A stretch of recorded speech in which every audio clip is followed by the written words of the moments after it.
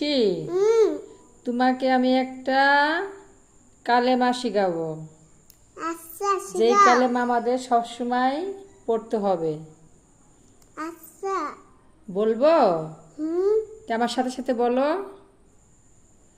বিসমিল্লাহির রহমানির রহিম। বিসমিল্লাহির কালেমা কালেমা তয়্যবা তয়্যবা লা ইলাহা লা ইলাহা ইল্লাল্লাহু ইল্লাহু মুহাম্মাদুর মুহাম্মাদুর রাসূলুল্লাহ। রাসূলুল্লাহ।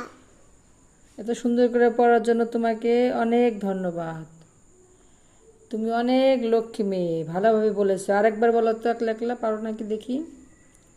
কালেমা তয়্যবা কালেমা তয়্যবা লা ইলাহা লা ইলাহা ইল্লাল্লাহু ইল্লাল্লাহু মুহাম্মাদুর মুহাম্মাদুর রাসূলুল্লাহ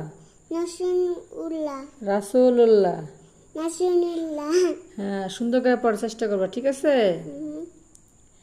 এখন প্রথম প্রথম তো তাই মুখে বাজতেছে।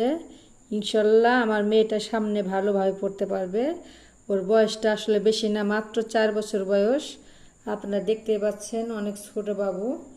আমি চেষ্টা করতেছি যেন সব কিছুই শেখাতে পারি বাচ্চাটাকে। আপনারা সবাই একটু দোয়া করবেন আর একটু সাপোর্ট করবেন। আমার এই ছোট্ট বেবিটা যেন ভালোভাবে বড় হতে পারে, বা আপনাদের দোয়ায় ও সব কিছু ওর মানে ধরে রাখতে পারে। মাথার ব্রেন ভালো আছে। আমি একবার যেটা বলবো ওইটাও বোঝার চেষ্টা করে, অনেক ভালো। এরকম বাচ্চা কাচ্চা দেখবেন, ওরা লেখাপড়া কি বুঝেই না। আর ও সবসময় মনে করেন যে নিজে নিজে বই নিয়ে বসবে, বলা লাগে না। একলা একলা খাওয়া দাওয়া সকালে শেষ হবে, নাস্তা করা শেষ হবে, সুন্দরভাবে আবার বই নিয়ে বসবে। ঘুম থেকে উঠে ব্রাশ করবে, তারপরে ব্রাশ করার পরে বলা লাগবে না, একলাই বই নিয়ে বসবে। তাই না আম্মু? তুমি অনেক ভালো, তাই না? তোমার নামটা কি বলো জোরে? খুশি। বলো, আমাকে সবাই সাপোর্ট করবে,